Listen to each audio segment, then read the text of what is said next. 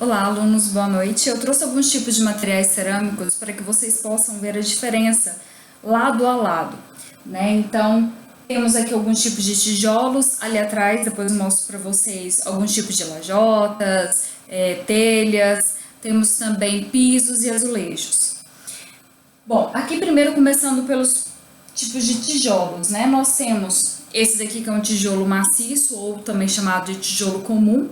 Ele é geralmente mais artesanal, então vocês podem ver que ele tem um acabamento muito rústico, né? Às vezes com defeitos, então ele geralmente eu já vi aplicando em obra, né? Mais para um preenchimento de um determinado local, que depois você vai ter um acabamento por cima, porque assentá-lo de tijolo à vista não é interessante porque ele não tem um bom acabamento e ele também não tem uma boa permeabilidade, né? Impermeabilidade.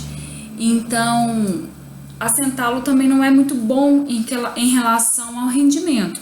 Ele é pesado, né? Todo maciço e ele também vai consumir bastante argamassa e bastante tijolos. Em contraposição, nós temos esse daqui, que é o laminado. O laminado, ele é fabricado da mesma forma que o tijolo comum por extrusão. Então, ele tem um acabamento muito melhor. Olha só a superfície dele como é bem mais lisa, bem mais impermeável, se a gente compara, ó, com o tijolo maciço. Então, o tijolo à vista, ele é muito bom para ser utilizado, né? Aquelas paredes de tijolinho à vista, que a gente chama. Ou alvenaria aparente, mais tecnicamente falando.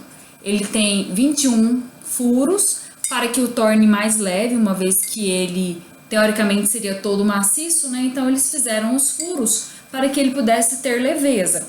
Mas da mesma forma que o maciço, ele acaba tendo um alto consumo de argamassa e de tijolos. Realmente é caso se queira fazer uma parede de alvenaria aparente. Com relação a esses outros dois, nós temos aqui aquele tijolo convencional baiano, né? Ou furado, o nome comum dele. Nós temos ele para uma aplicação um pouco mais de vedação nas paredes. Então, ele é sentado nessa posição, a gente passa a argamassa aqui em cima e depois vai colocando os demais tijolos, argamassa nas laterais e em cima. Claro que aí embaixo ele vai ter argamassa da fiada interior. Esse aqui é um tijolo estrutural. Olha a quantidade de furos que ele tem, né? Esses furos pequenos permitem a passada de vergalhões e esses maiores permite que a gente faça o grauteamento, ou seja, numa parede que seja cruzamento ou quina, a gente pode utilizar e preencher de concreto e passar também um vergalhão aqui para ajudar a prender, né, uma parede com a outra, fazer ali uma cruz, um T como se fosse um pilar no lugar do pilar. Temos também a possibilidade de passar por aqui as tubulações, porque esse é um tipo de alvenaria que depois não poderá ser quebrada, porque ela é estrutural, igual vocês costumam ver com aqueles tijolos de concreto, né?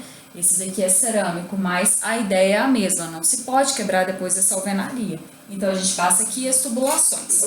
Veja como a diferença de tamanho entre eles é grande, né? Esse é muito maior, muito mais largo também, e a gente acaba tendo aqui uma rapidez um pouco maior de serviço, né? Vamos pensar que aqui a gente acaba sentando quase 2 desse daqui.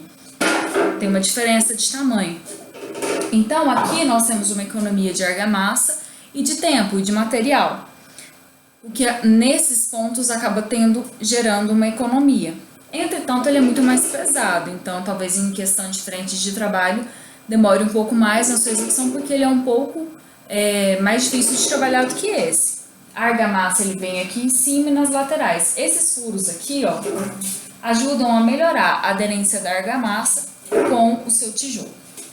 Aqui atrás, deixa eu levantar aqui um pouquinho, nós temos outros materiais. Esse daqui é um tipo de preenchimento, ó, para lajes que são treliçadas, a gente pode utilizar esse daqui cerâmico. Nós temos as telhas. E uma coisa que eu queria mostrar para vocês no recebimento, é muito importante visualizar de perto como que está o acabamento da sua telha. Ela não pode ter fissurações, ela tem que estar bem íntegra. E aqui, por exemplo, essa que eu estou aqui na mão, não sei se dá para vocês verem, ela tem algumas fissuras. Então, não seria ideal. Mas, uma outra checagem importante para ver se o cozimento dela foi bem feito, ou se ela foi super cozida, ou então faltou um pouco de cozimento para que gerasse o material vitrificado, é o som metálico que um martelo, ao impactar nessa cerâmica, nessa telha, ele produz. Então, esse daqui é uma checagem importante, ó. Vejam que parece um som de um sino, né? É um som bem metálico, significa que ele está bem cozido. Esse é um som importante na verificação das telhas. E nós temos também os pisos, os azulejos. Então, por exemplo, esse é um piso Gail. O piso Gail, ele não tem um acabamento esmaltado por cima. Ele é todo corrugado, é um piso bastante resistente, ó. Embaixo ele tem esses dentes, né, para ajudar na fixação na argamassa. Ele é um piso muito bom, por exemplo, para cozinha industrial, que você precisa de uma alta resistência, ele é extremamente resistente e que geralmente também se tem altas temperaturas. Então, o Gail, ele é muito importante nessas aplicações.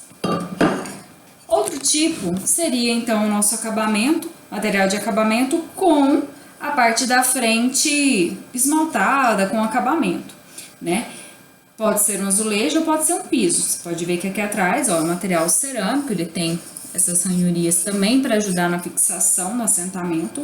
Aqui, ó, fundo branco, provavelmente feito com uma argila Kaolin. E aqui nós vamos ver que cada tipo de cerâmica, não azulejo propriamente dito, né, mas principalmente para pisos, nós temos a classificação de resistência desse material esmaltado que vem em cima.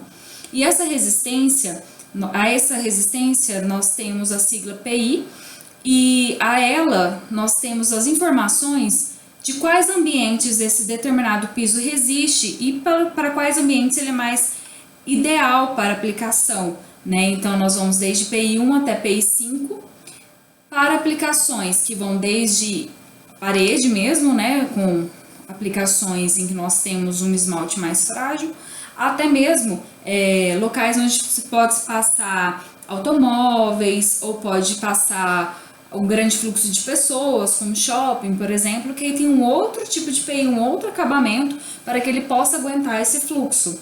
Então, nós vamos também ver essa informação mais para frente. Bom, então, acho que é isso para a gente dar uma introduzida, né, nessa questão dos materiais cerâmicos. E então, vamos aprofundar.